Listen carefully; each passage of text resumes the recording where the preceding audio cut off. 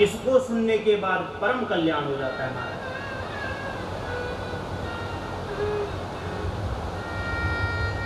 तापत्रयोन्मूलनम। कोई पूछे, बोले महाराज हमने तो खूब कथा सुन ली, इस बार आपकी सुन रहे हैं, इससे पहले बहुत बार सुनी, और आप तो सुनाते हैं कि धुंधकारी के लिए विमान प्रकट हो गया, उसके बाद गोकर्ण जी ने कथा की तो जितने श्रोता बैठे थे उतने विमान प्रकट हो गए।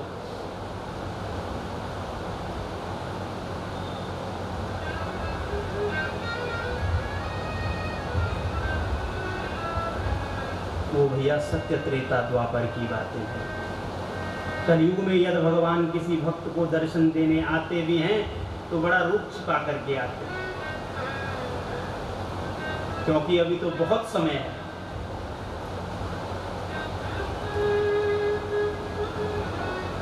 फिर कैसे माने कि हमने कथा सुनी और कथा का लाभ हमें मिला?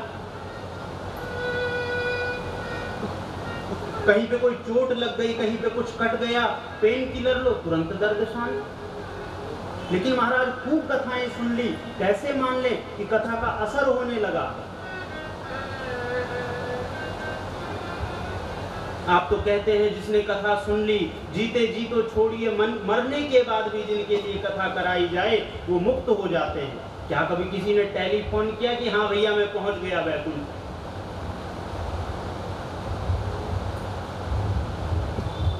फोन तो किसी का नहीं आया। दादाजी ने दादी जी ने बताया हो कि हाँ बस अब गाड़ी खड़ी हो गई है, विमान रुक गया, अब हम उतर करके भीतर प्रवेश करने वाले हैं, भगवान खड़े हैं सामने। मरने के बाद तो सबके नाम के सम्मुख लगता है स्वर्गवासी, कोई लगाता है साकेतवासी, कोई लगाता है वैकुंठवासी।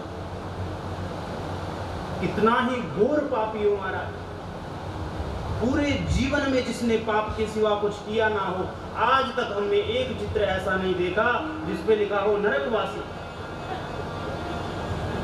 सब स्वर्गवासी। तो क्या कभी ऊपर से टेलीफोन आया? कैसे माने कि कथा का हमारे जीवन में असर होने लगा, प्रभाव जमने लगा? तो कहा तापत्रयोन्मूलनम, त्रय तापों का शमन हो जाएगा। दैहिक दैविक भौतिक ताप, दैहिक दैविक भौतिक ताप, दैहिक दैविक भौतिक ताप, दैहिक दैविक भौतिक ताप, दैहिक दैविक भौतिक ताप, दैहिक दैविक भौतिक ताप।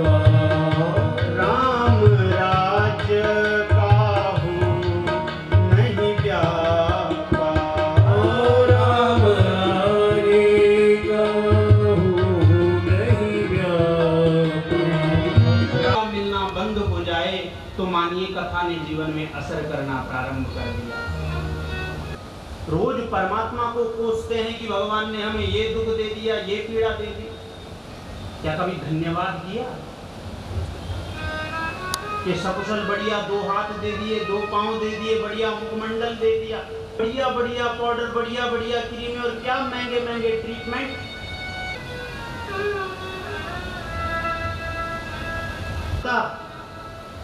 तो महाराज पैसे वालों की देश में कमी तो है नहीं।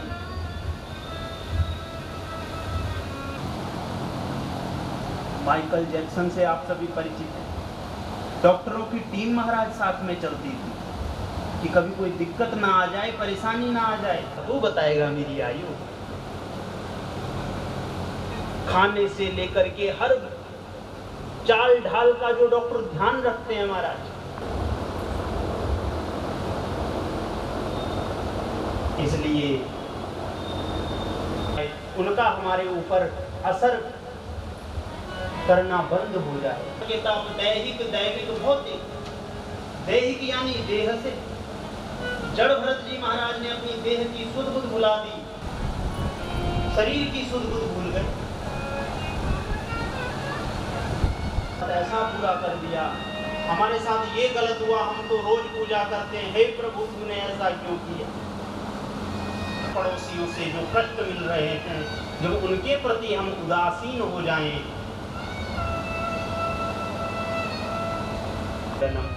त्रय तापों से छुटकारा कथा देती है।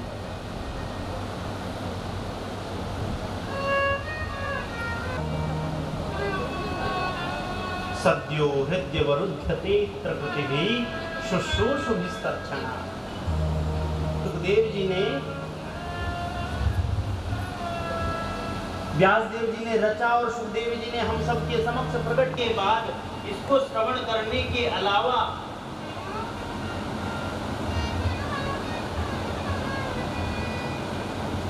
कोई ऐसा सुलभ, कोई ऐसा शाश्वत और कोई ऐसा सरल साधन है।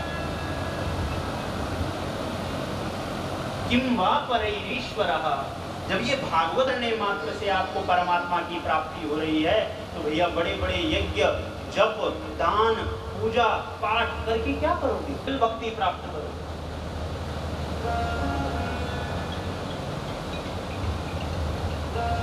व्यास जी का जप, दान, पूजा, पाठ परमात्मा को प्राप्त करने का साधन है, लेकिन कलयुग में उतनी निष्ठा और उतने नियम के साथ कर नहीं पाएंगे हैं। एक कथा का छोटा सा नियम व्रत रहना, और व्रत रहने के लिए कह दो तो महाराज हाथ पैर फूल जाते हैं आप लोग तो। और एक बात ये भी है कि भैया वैसे तो घर में सामान्य भोजन बनेगा, हाँ व्रत का नाम आया सोई महाराज बढ़िया बढ़िया पकवान बनने से। आज देखा घर में बढ़िया छौंका लग रहा है, बोले बहन क्या बात है, बोली जी आज हमारा एकादशी का व्रत है, लेकिन व्रत के दिन बढ़िया बस नाम मात्र रख दिया फलाहार। तो एक नियम जो व्रत का है, व्रत यानी की प्राप्ति हो जाए।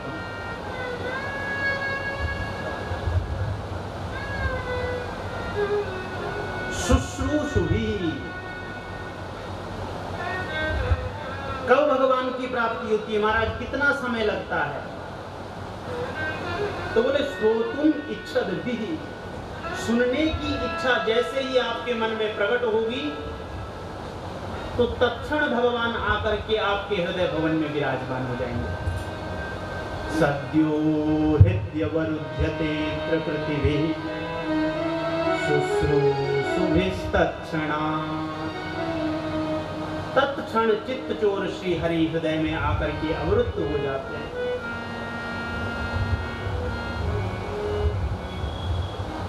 अवरुद्ध का अर्थ होता है महाराज, अभी आप कथा में बैठे हैं,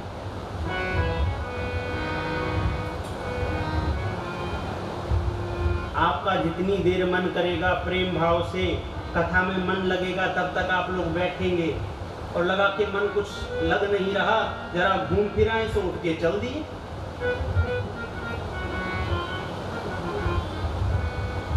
लेकिन उसके बाद डीआईजी साहब आदेश पारित कर दे कि जो एक बार बैठ गया उसके बाद उठ नहीं सकता, तो उसके बाद कौन उठेगा? तो जो अभी तक आप बैठे हैं यह है मात्र बैठना, और जो आदेश के बाद आपको बैठना पड़ेगा वो है भगवान की कथा में। सद्यो हृदय वरुध्यते प्रकृतिभिः, अवरुद्ध हो जाते हैं।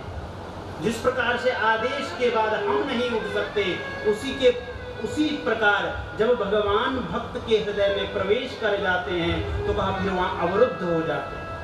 उस भक्त की प्रेम डोरी में ऐसे बंध जाते हैं कि फिर जाना भी चाहे तो जा नहीं सकते।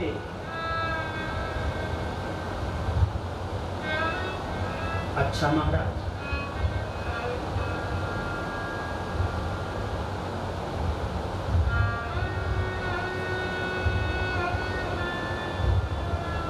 जब इतनी बढ़िया ये कथा है और इतना बढ़िया इसका फल है तो फिर तो खूब सुननी चाहिए।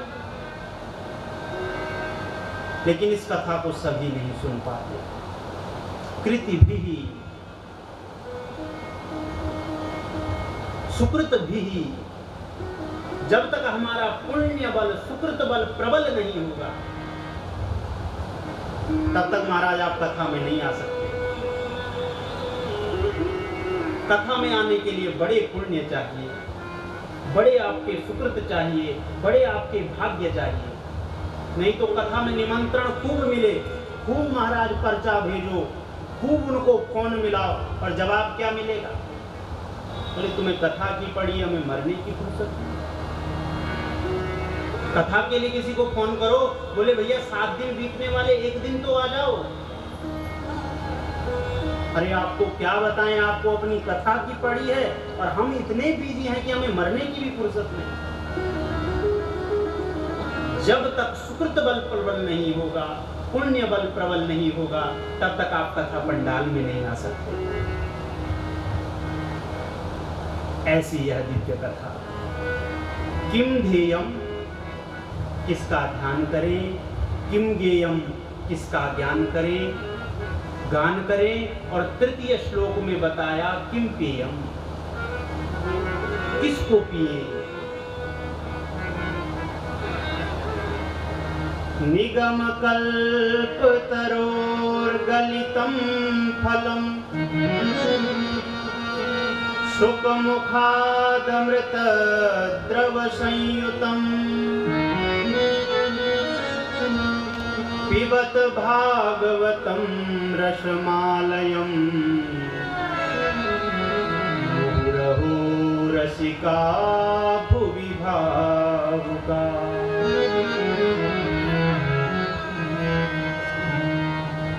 किम पेयम निगम कल्प तरोह गलितम फलम। कहा ये भागवत है कैसी? नितराम गमयति बोधयति स निगमो वेदः। वेदों को कहते हैं निगम। निगम रूपी कल्प वृक्ष का पका हुआ फल है श्रीमद् भागवत। कल्प वृक्ष की उपमा क्यों दी? तो कल की कथा में आपसे मैंने निवेदन किया था कि चिंतामणिर लोक सुखम सुरद्रुह स्वर्ग संपदम। उस कल्प वृक्ष का ऐसा चमत्कार है कि आप स्वर्ग की वस्तु की भी कामना करेंगे तो वो प्रकट हो जाएगा। उसी प्रकार से वेद है। वेदों में है मंत्र, और मंत्रों में ऐसी शक्ति है महाराज कि आप यज्ञाचार्यों को अपने पास बुलाइए और पूरे विधि विधान के साथ यज्ञ को कीजिए, और जिस मंत्र के अनुसार आप यज्ञ करेंगे, जिस यज्ञ को आप करेंगे, उसका फल आपको प्राप्त होगा।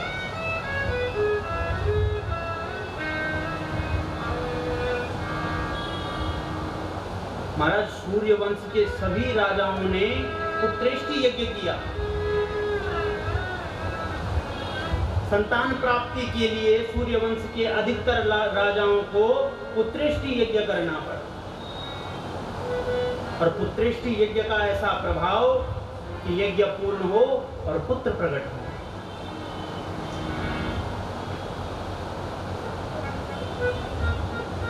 राम जी का जन्म भी तो यज्ञ से हुआ। तो नितराम गमयति बोधयति स निगमो वेदः। निगम रूपी कल्प वृक्ष का पका हुआ फल है श्रीमद् भागवत महापुराण।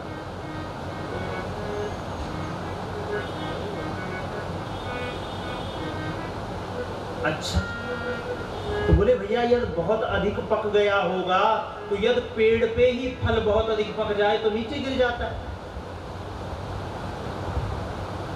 और यदि नीचे गिरेगा तो महाराज फूट जाएगा, फट जाएगा, विकृत हो जाएगा।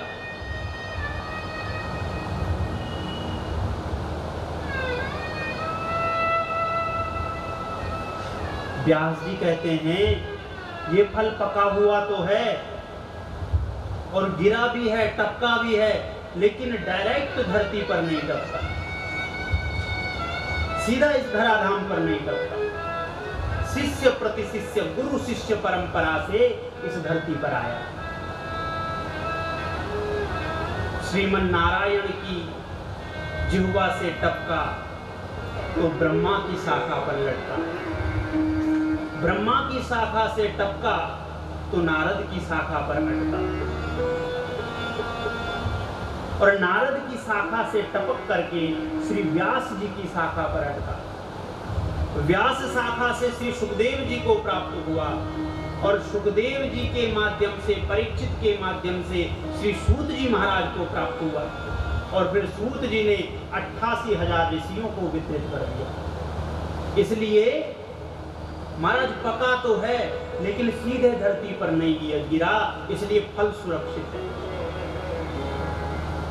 इस चीज की आशंका करने की जरूरत नहीं कि ऊपर से गिरा होगा तो खंडित हो गया, बोले पूर्ण रूप से सुरक्षित। अच्छा महाराज, आप कहते हैं पका है,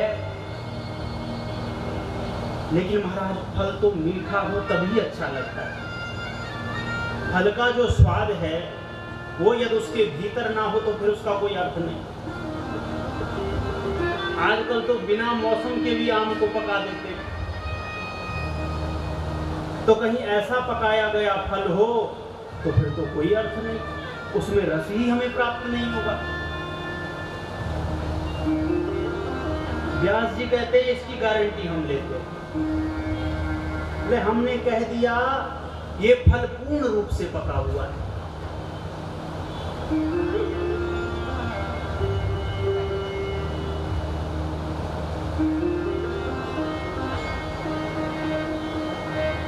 सुखदेव जी बोले, हम ऋषि लोग बोले हम नहीं मानते कि ये पका हुआ है। अरे भैया, हर फल बेचने वाला अपने फल की तारीफ करता है कि हमारा फल बहुत मीठा है, बहुत बढ़िया है, आप बस खरीदिए। तो हम आपकी गारंटी को नहीं मानते। व्यास जी बोले, अगर हमारी गारंटी को नहीं मानते तो हमारे पास प्रमाण है। बोले क्या? सुख मुकादम संयुतम। इस श्रीमद् भागवत रूपी फल में सुख रूपी तोते के मुख का संयोग हो गया है, और ऐसा माना जाता है कि जिस फल पर तोते का मुख लग जाए वो परम मधुर रसमय हो जाता है। इसलिए इस फल को भी श्री सुखदेव जी रूपी तोते के मुख का संयोग प्राप्त हो गया, इसलिए परम मधुर है, रसमय है। पिबत भागवतम रसमालयम्, इसलिए इस भागवत को पियो, बारंबार पियो। मुहुः रहो रसिका भुवि भावुका।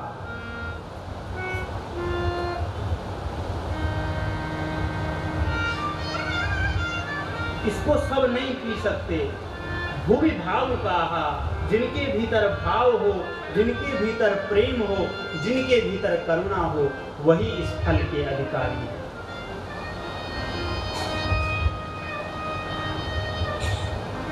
बोले महाराज, आप कह रहे हैं कि फल को पियो, लेकिन फल को तो खाया जाता है।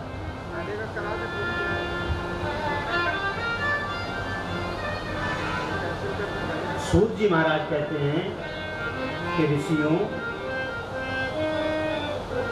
आपके सामने एक थाली पर बढ़िया फल काट करके लगाए जाएं, आम, संतरा, केला, सभी फलों को विभक्त करके काट काट करके थाली में रख दिया जाए, और बगल में एक मिक्स जूस का गिलास रखा जाए, तो आप जूस पिएंगे या फल खाएंगे? बोले महाराज जूस पिएंगे, उसमें ना छिलकी ना गुठला, छिलका गुठली से रहित है, इसलिए हम तो जूस पिएंगे।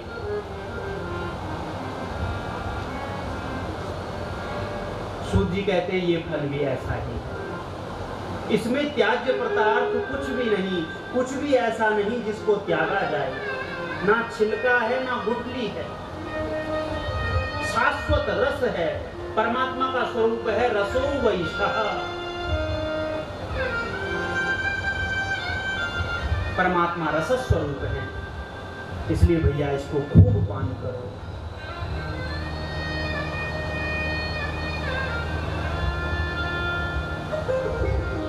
जितना हो सके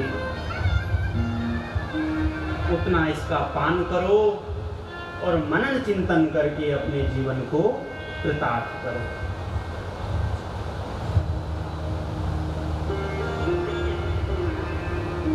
नैमिषारण्य की पावन भूमि पर कथा चल रही है। नैमिषे निमिष क्षेत्रे ऋषयः शौनकादया सत्रं स्वर्गाय लोकाय सहस्रसममासत। नैमिषारण्य की पावन भूमि है। शौनकादि 88,000 ऋषि विराजमान हैं और सूत जी महाराज व्यासपीठ पर बैठे हैं। शौनक जी ने सूत जी का पूजन किया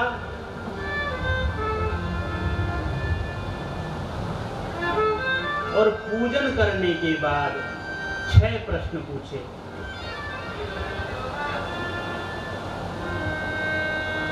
पहला प्रश्न कहा, ऋषिवर कलिकाल में प्राणी की बुद्धि और भाग्य दोनों बहुत मंद है।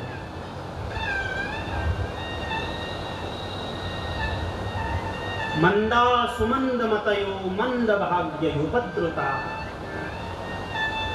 भाग्य भी मंद है और बुद्धि भी मंद है। इसलिए इस कलयुगी प्राणियों का कल्याण कैसे है? दूसरा प्रश्न किया, भगवान शास्त्र बहुत हैं, अनंत शास्त्रम बहुलाश्च विद्या अल्पश्च कालो बहुविघ्नता च। शास्त्र बहुत हैं, वेद हैं, पुराण हैं, उपनिषद हैं, लेकिन सभी शास्त्रों का सार क्या है?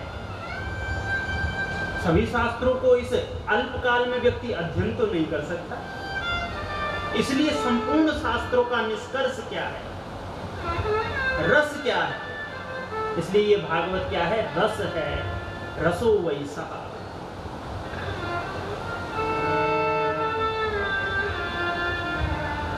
तीसरा प्रश्न किया प्रभु, यदि भगवान सर्वसमर्थ हैं तो फिर अवतार क्यों लेते हैं?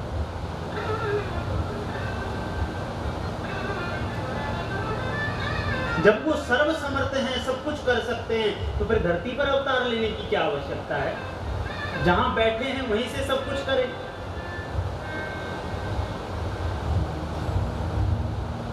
और यदि परमात्मा अवतार लेते हैं तो उनके कितने अवतार हुए, कौन कौन से अवतार हुए? चौथा प्रश्न। 5वें प्रश्न में कहते हैं, इस मानव जीवन का परम हेतु क्या है? ये शरीर हमें प्राप्त हुआ, पांच भौतिक देह हमें प्राप्त हुआ, तो इसका लक्ष्य क्या है? क्यों ये हमें मिला? और छठा प्रश्न किया, भगवान इस धराधाम पर धर्म की स्थापना के लिए आते हैं और जब प्रभु अपनी लीला संपन्न कर स्वधाम गमन कर जाते हैं तो धर्मः कम शरणं गता। भगवान के चले जाने के बाद धर्म किसकी शरण में जाता है? 6 प्रश्न ऋषियों की ओर से श्री शौनक जी महाराज ने किए। सूत जी बोले, ऋषिवर, आपके मन में भगवान के प्रति अपार प्रेम और श्रद्धा है, इसलिए मैं आपको संपूर्ण शास्त्रों का निष्कर्ष सार सुनाता हूँ, लेकिन उससे पूर्व मैं अपने गुरुदेव का ध्यान करता हूँ। श्री सुखदेव जी का ध्यान प्रारंभ किया। यम प्रव्रजन्तमनुपेतमपेत कृत्यं द्वैपायनो विरह कातर आजुहाव पुत्रेति तन्मयतया तरवोभिने तं सर्वभूत हृदयं मुनिमानतोऽस्मि।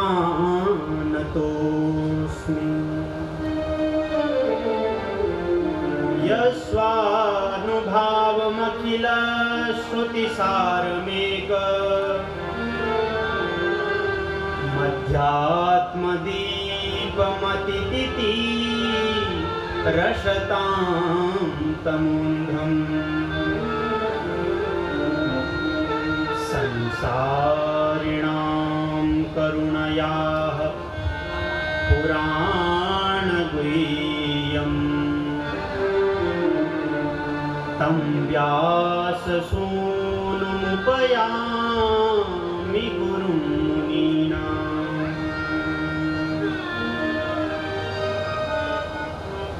श्री सुखदेव जी महाराज ने कथा प्रारंभ करने से पूर्व, क्योंकि अभी तक तो ऋषियों ने प्रश्न किया, भागवत का धर्म और आचरण स्वरूप बताया कि भागवत है क्या, अब कथा प्रारंभ होने जा रही है, तो कहा मैं उससे पूर्व अपने गुरुदेव का ध्यान करूं। आइए हम सब भी मिलकर बड़े प्रेम भक्ति भाव के साथ पूज्य गोस्वामी जी की पंक्तियों के साथ अपने गुरुदेव का ध्यान करें। बंदौ गुरु पद पद्म परागा, बंदौ गुरु पद पद्म परागा, बंदौ गुरु पद पद्म परागा, बंदौ गुरु पद पद्म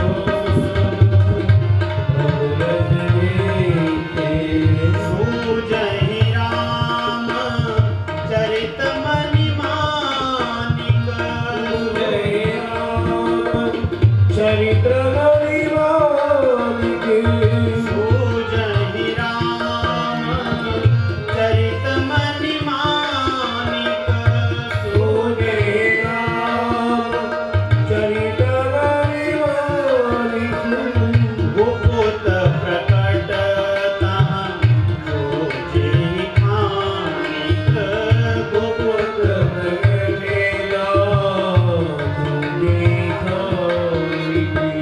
बंदं गुरुपद पदुम परागा बंदं गुरुपद पदुम परागा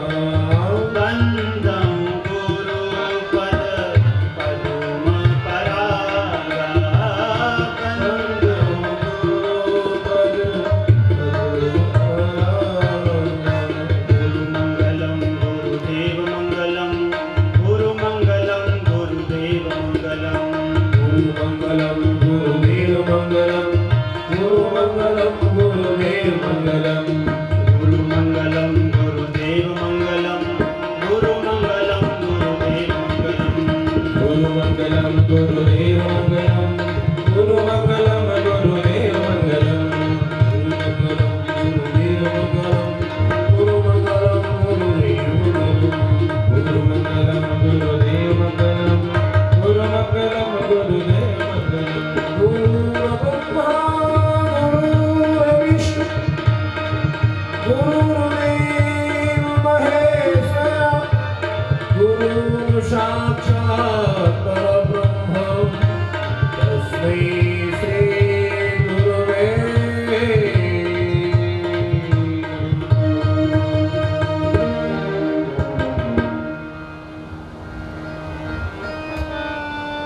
श्री सूत जी महाराज ने अपने पूज्य पाद गुरुदेव श्री सुखदेव मुनि के चरणों में वंदन किया और ऐसे ही हमारी व्यासपीठ ने अपने पूज्य पाद सदगुरुदेव जूना पीठाधीश्वर आचार्य महामंडलेश्वर अनंत श्री समलंकृत पूज्यपाद सदगुरुदेव भगवान के चरणों में अपने मन को समर्पित किया। ये गुरुओं की कृपा है, आचार्यों की कृपा है और उस परात्पर परब्रह्म श्री हरि की कृपा है जो हम बोल पा रहे हैं और आप सुन पा रहे हैं। कृपा का यदि अनुभव करना हो, हमारा बड़ा सरल सूत्र है। कितनी सरल सी बात है कि उन आचार्यों की, गुरुओं की उस परात्पर सत्ता की कृपा देखिए कि हम कथा कह पा रहे हैं और आप सुन पा रहे हैं। यदि उनकी कृपा नहीं होती तो ना तो हम कह पाते और ना आप सुन पाते।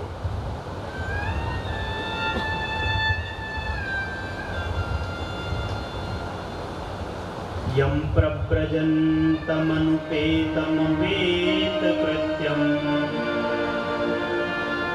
द्वैपायनो विरह कातर आजुहाव। बड़ा दिव्य है श्री सुखदेव मुनि का चरित्र। 12 वर्ष तक माता के उदर में रहे और जब बाहर निकले, जब प्रकट हुए तो सीधा जंगल की ओर चल दिए। संसार की मोह माया में कहीं नहीं फंसे। जन्म लेते ही परिव्राजक हो गए। परिव्राजक यानी जो एक जगह पर कहीं ठहरते ना हो, आज यहां तो कल पता नहीं कहां। जन्म लेते ही परिव्राजक हो गए।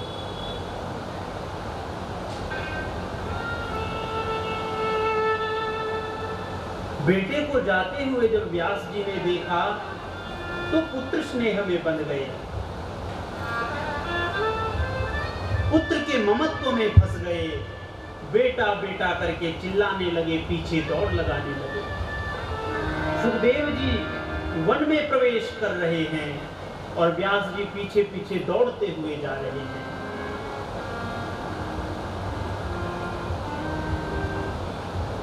सुखदेव जी ने कोई उत्तर नहीं दिया।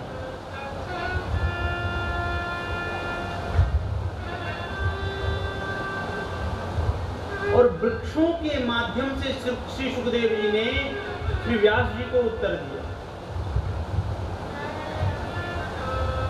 वन में आप कभी दूर जंगल में जाइए और वहां जाकर के जोर से आप अपना नाम पुकारिए तो प्रतिध्वनि होगी, आपका नाम आपको वापस सुनाई देगा। व्यास जी ने कहा बेटा रुको, और वन से आवाज वापस आई, बेटा रुको, तुम किस बेटे के पीछे भाग रहे हो?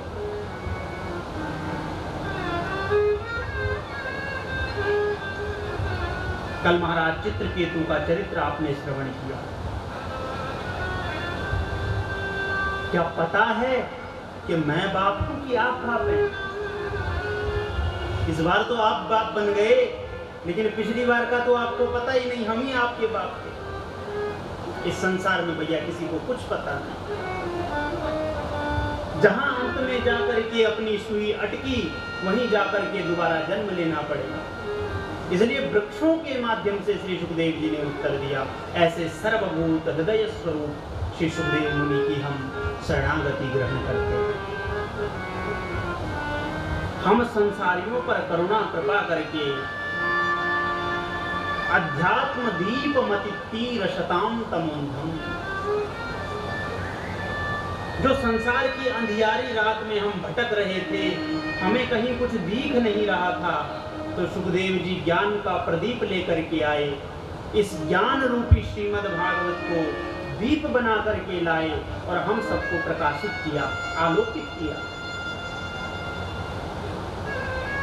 संसारिणाम करुणया, संसारियों पर परम करुणा करके, कृपा करके। ऐसे व्यास नंदन श्री सुखदेव मुनि के चरणों में हम बारंबार प्रणाम करते हैं। सूत जी ने कथा में प्रवेश प्रारंभ किया।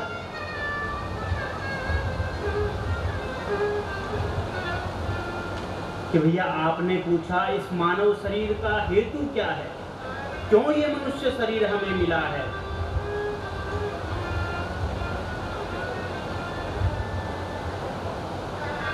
तो कहा ये अनर्गल प्रलाप, मिथ्या भाषण, दंभ कपट, ईर्ष्या, मद मोह, इन सब के लिए नहीं मिला।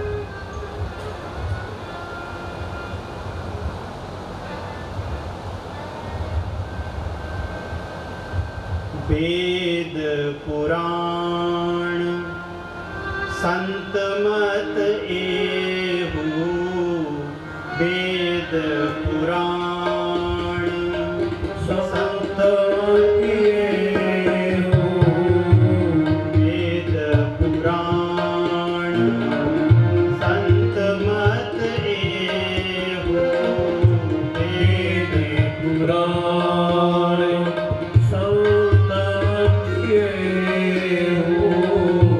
सकल सुकृत फल राम सनेहु, सकल सुकृत फल राम सनेहु, सकल सुकृत फल राम सनेहु, सकल सुकृत फल राम सनेहु।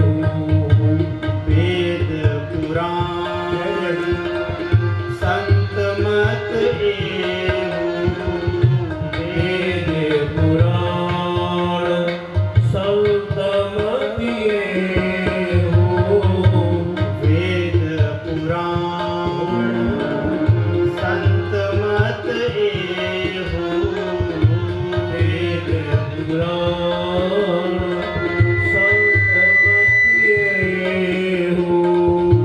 सकल सुकृत फल राम सनेहु, सकल सुकृत फल राम सनेहु, सकल सुकृत फल राम सनेहु।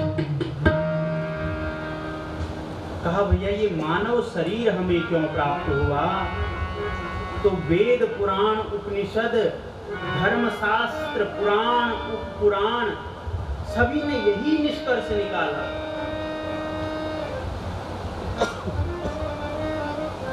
क्योंकि गोस्वामी जी ने जो रामचरितमानस लिखी,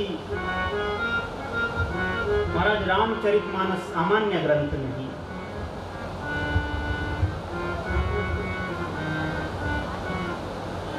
नाना पुराण निगमा गम सम्मतम यत् रामायणे निगदितम क्वचिदन्यतोपि। सभी पुराणों का, वेदों का, उपवेदों का, उपपुराणों का, उपनिषदों का, ब्राह्मणों का, षड्विध दर्शन और महाराज उपनिषदों की तो संख्या नहीं। कोई कहता है 108 में से भी प्रमुख बताते हैं 13 में भी कई लोग प्रमुख बताते हैं, संत लोग 9, और वैसे कहते हैं जितनी वेद के मंत्र हैं, जितनी वेद की ऋचाएं हैं, उतने उपनिषद हैं। इसलिए वेद पुराण संत मत एहु।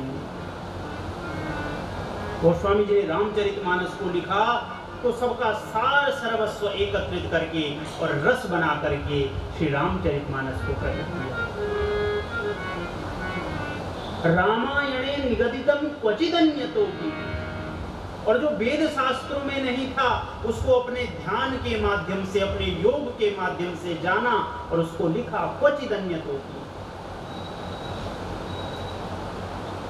और क्या लिखा? वेद पुराण संत मत एहु। सभी वेद पुराणों का यही निष्कर्ष है कि हमारा प्रभु में प्रेम हो जाए। परमात्मा श्री राम में, श्री कृष्ण में, श्री हरि में प्रेम, स्नेह, मोह, ममत्व, यही जीव का परम धर्म है। इसलिए हमें ये मानव शरीर मिला है।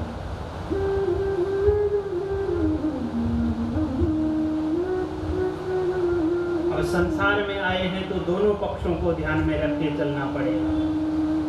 बिल्कुल विरक्त बन जाना भी ठीक नहीं, लेकिन संसार में रहते हुए, घर गृहस्थ में रहते हुए जो पूर्ण निष्ठा के साथ, पूर्ण समर्पण के साथ भगवान का भजन करे, वही सच्चा भक्त है।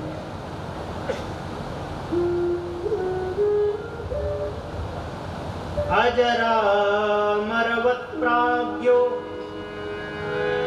विद्यामर्थं च चिन्तयेत्, गृहीत इव केशेषु मृत्युना धर्ममाचरेत्।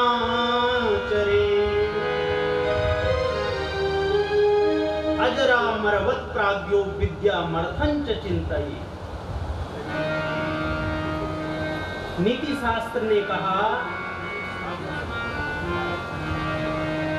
कि मैं कभी मरूंगा नहीं,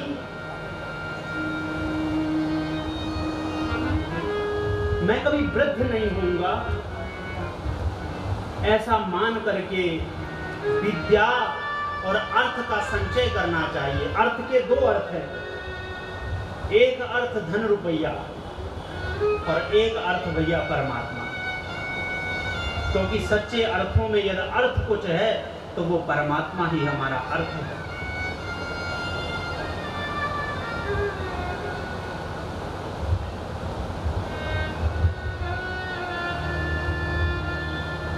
महाराज अंग ने यही तो कहा, न कामये नाथ तदप्यहम क्वचित न यत्र युष्मत् चरणाम पूजासः।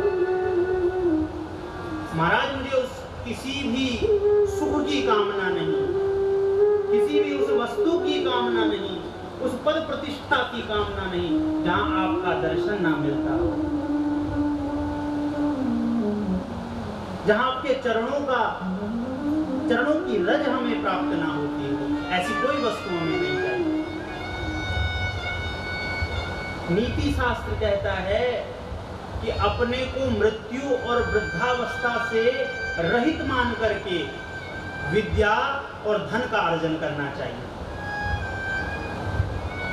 अजरामरवत् प्राज्ञो विद्यामर्थं च चिन्तयेत्, और गृहीत इव केशेषु मृत्युना धर्ममाचरेत्। और धर्म का आचरण कैसे करें, तो हर समय बोले यह सोच करके चलो कि मृत्यु हमारे सर पर बैठी है। कब कौन सी घड़ी ऐसी आए कि महाराज पुतलियां उल्टी हो जाएं और उसके बाद दिखना बंद, सुनना बंद, सब कुछ बंद हो जाए, शरीर शांत हो जाए। मृत्यु हमेशा हमारे पीछे है।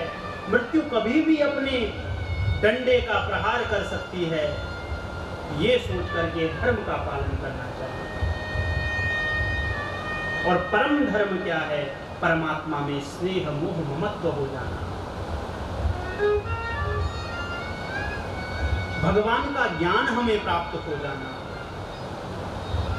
अथातो ब्रह्म जिज्ञासा, ब्रह्म को जानने की जिज्ञासा भीतर प्रकट हो जाना कि वो परमात्मा है कैसा, वो है कौन। यम शैवा समुपासते शिव इति ब्रह्मेति वेदांतिनः, जिसको शैवों ने शिव माना।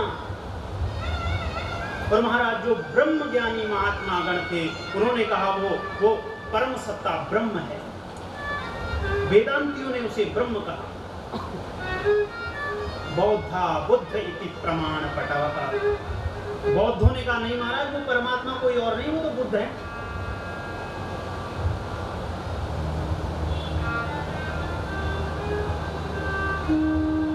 करते ही नहीं आएगा।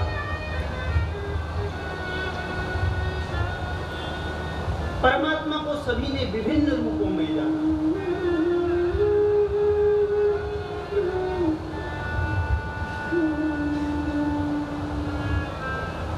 तो इस जीवन का सच्चा अर्थ क्या है? इस जीवन का यदि सच्चा कोई मूल्य है कि क्यों हमें प्राप्त हुआ है, तो उसका अर्थ है भगवान को जान लेना, भगवान का ज्ञान हो जाना।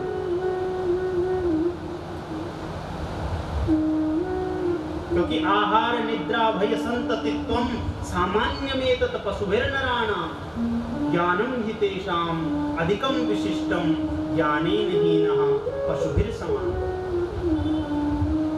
पशु और हम में कोई बहुत अधिक अंतर नहीं है। आहार निद्रा भय और संतति, ये चारों पशुओं में और मनुष्यों में सामान्य रूप से है। लेकिन एक ज्ञान का वैशिष्ट्य है, एक ज्ञान की विशेषता है जो मनुष्य को अलग पहचान देती है। हमारा ज्ञान हमें अलग बनाता है। नहीं तो नीति शास्त्र ने कहा साक्षात पशु पुच्छ विषाणहीनः। जिस व्यक्ति को ज्ञान नहीं, परमात्मा में आस्था नहीं, परमात्मा को जानने की इच्छा नहीं, वो कैसा है? बोले साक्षात पशु पुच्छ विषाणहीन। बोले है तो जानवर, है तो पशु, बस उसके सींग और पूंछ नहीं है।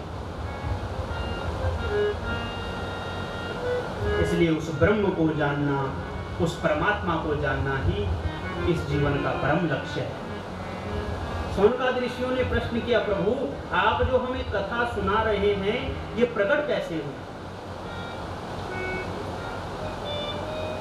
तब श्री सूत जी महाराज कहते हैं, द्वापरे समनुप्राप्ते तृतीये युगपर्यये जातः पराशराद्योगी वाशव्यां कलया हरे।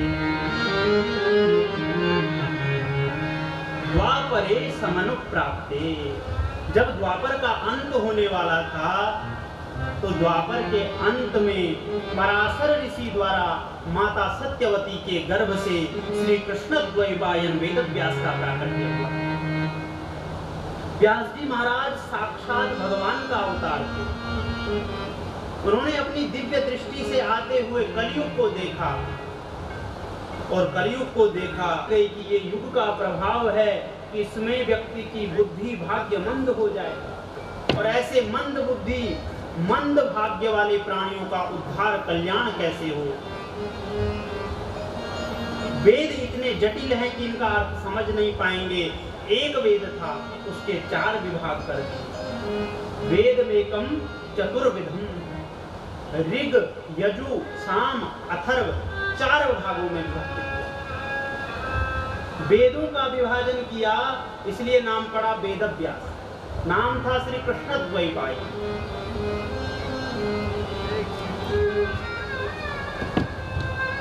वेदों का विभाजन करके भी जब मन को शांति ना मिली तो पंचम वेद महाभारत की रचना की। इतिहास पुराणम च पंचमो वेद उच्यते। पंचम वेद महाभारत जैसी अद्भुत रचना की, 17 पुराण लिख डाले, लेकिन मन को शांति नहीं मिली, मन प्रसन्न नहीं हुआ। एक दिन सरस्वती नदी के तट पर खिन्न मन से बैठे थे। नारद जी का आगमन हुआ।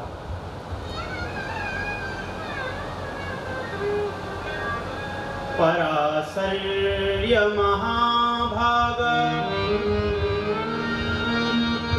भवतः कच्चिदात्मना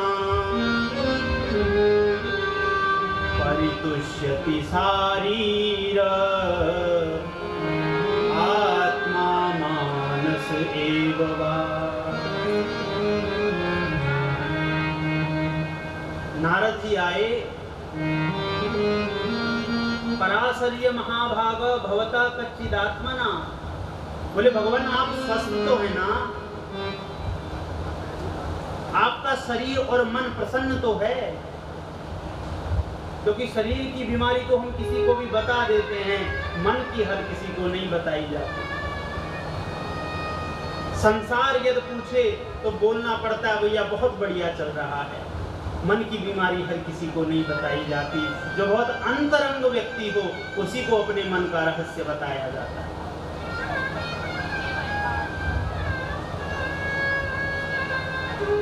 नारद जी ने पूछा आपका शरीर और मन दोनों स्वस्थ तो है ना? पराशर ऋषि के पुत्र श्री व्यास जी बोले कि भगवान आप तो सब कुछ जानते हैं। मैंने वेदों का विभाजन किया, पंचम वेद महाभारत जैसी अद्भुत रचना की, 17 पुराण लिख दिए, लेकिन मन को शांति नहीं मिलती। मुझे पता है मैंने जीवों के कल्याणार्थ कुछ किया, लेकिन उसके बाद भी मेरे मन को संतोष नहीं मिलता। भगवान बताइए मैं ऐसा क्या करूं जिससे मेरे मन को शांति प्राप्त हो।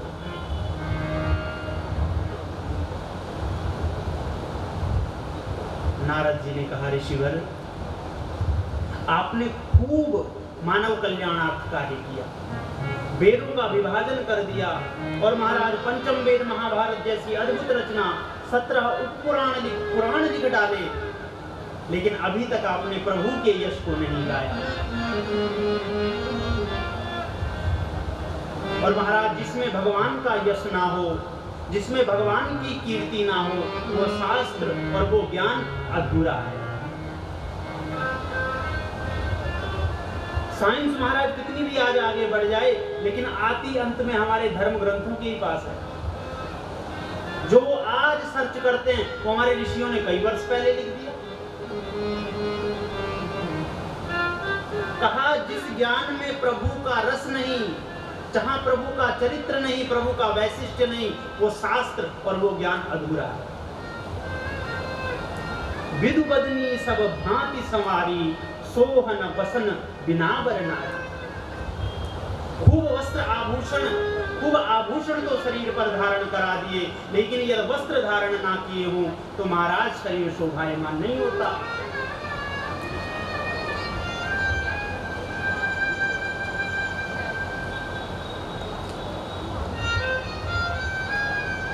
इसलिए आप भगवान के यश का गान कीजिए। जब आप भगवान का चरित्र लिखेंगे तो आपको शांति प्राप्त होगी।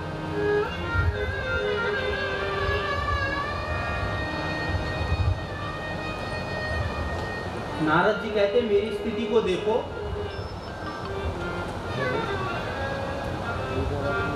मैं पहले दासी पुत्र था, और आज ब्रह्मपुत्र बनकर के आपके समक्ष खड़ा हूं।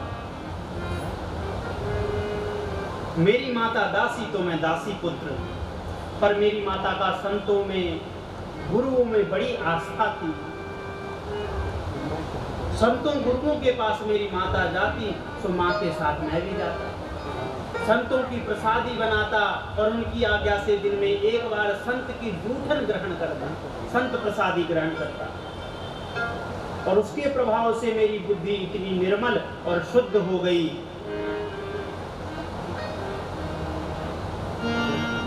आज मैं आपके समक्ष ब्रह्मपुत्र बन के खड़ा हूं। ऋषि महात्मा गण चातुर्मास करने हमारे क्षेत्र में आए थे, और जब चातुर्मास करके जाने लगे तो मैंने उनसे जिद की कि मुझे भी अपने साथ ले चलो, पर मेरी माता मुझे भेजना नहीं चाहती थी। इसलिए महर्षि गण, वो ऋषि लोग मुझे अपने साथ लेकर नहीं गए। उन्होंने मुझे एक मंत्र दिया और उसी को मैं जपता रहा। अब मेरी माता मेरी भक्ति की बाधा थी। जब तक माता जी रहेंगी तब तक मैं भक्ति नहीं कर सकता था, तब तक मैं वीर संन्यास धारण नहीं कर सकता था। इसलिए प्रभु ने एक दिन ऐसी कृपा की कि मेरी माता गौ दूहने के लिए गई और मार्ग में उसको सांप ने काट लिया। मार्ग में माता जी को सांप ने काटा तो मैं परम प्रसन्न हुआ। अब खुशी तो हुई, लेकिन जमाने को दिखाऊंगा तो गालियां पड़ेंगी, लोग अभद्र टिप्पणियां करेंगे, इसलिए रोने बिलखने लगा। माँ के औरतोदैहिक कर्म पूर्ण किए और उसके बाद में भगवान की प्राप्ति के लिए निकल पड़ा। खूब भगवान का स्मरण किया, ध्यान किया और अंत में वह परमात्मा प्रकट हो गए और उन्होंने मुझे यह सुंदर वीणा पकड़ाई और कहा, भैया आप बहुत सुंदर भजन करते हो, इसलिए इस वीणा पर हमारे नाम का कीर्तन किया गया। देवदत्तामिमां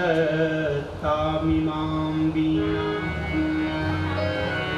स्वर ब्रह्म विभूषिताम्। उन प्रभु ने मुझ पर कृपा करके और मुझे ये दिव्य वीणा प्रदान की, और इस वीणा पर रोज मैं प्रभु के नाम का संकीर्तन करते हुए गुजरता है।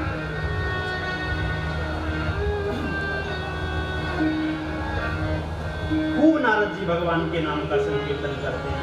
हे प्रभु, आपने चरण शरणागति मुझे प्रदान कर, इस दिल में बसाने को हरि अपने चरण दे दो,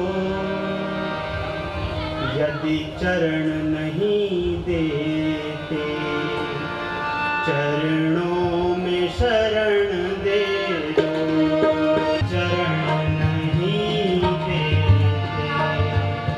चरणों में शरण दे दो।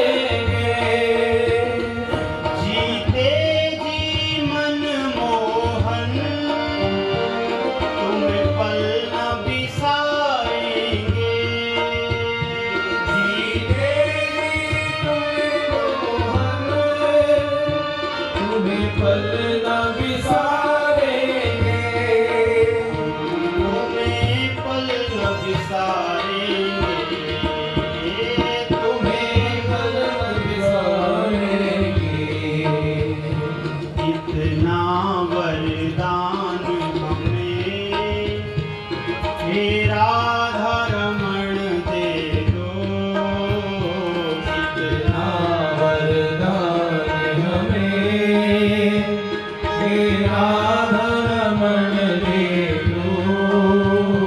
यदि चरण नहीं देते चरणों में शरण दे दो। यदि चरण नहीं देते चरणों में शरण दो। इस दिल में बसाने को हरि अपने चरण दे दो। इस दिल में बसाने को हरि अपने चरण दे दो। यदि चरण नहीं देते चरणों में शरण दे दो। यदि चरण नहीं देते चरणों में शरण दे दो।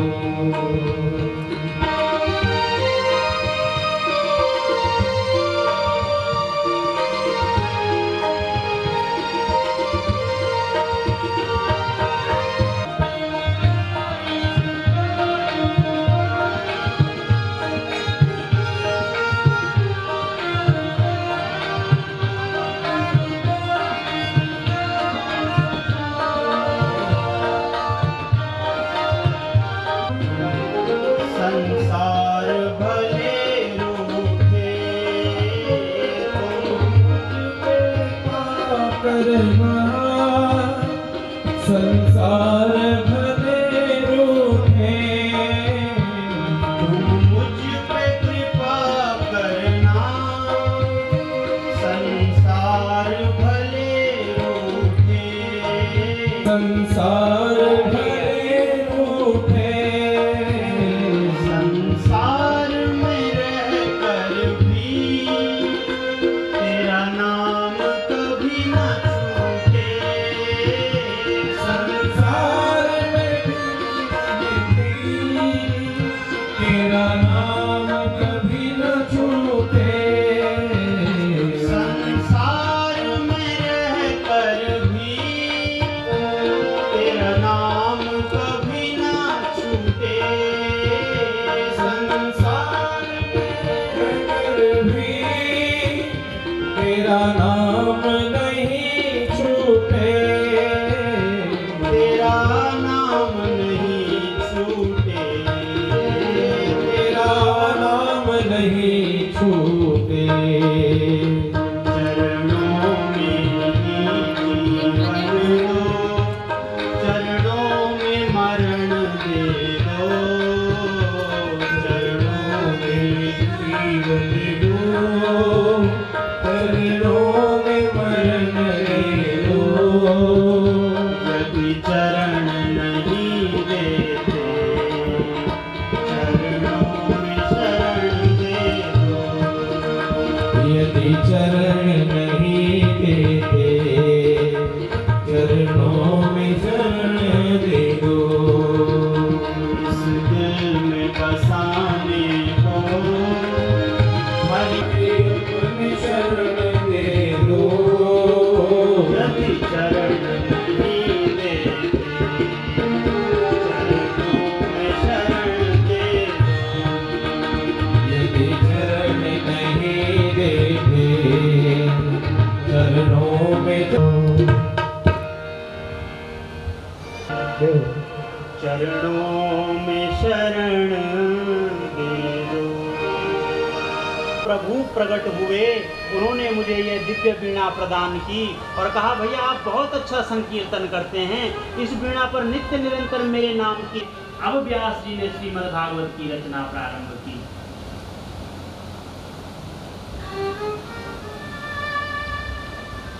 महाराज दुनियादारी से कोई लेना देना नहीं। जन्म लेते ही जो जंगल को भाग दिए उनको संसार से क्या मतलब।